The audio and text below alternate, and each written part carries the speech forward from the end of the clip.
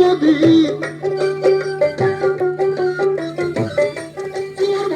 নিরবধি সাধু যারা বড় পায় তো সাধু যারা তেরো পায় কেন না পানি সোনার গান পানি প্রেমিক যারা ভেসে যায় তো সাধক যারা ভেসে যায়। তুমি বলেছো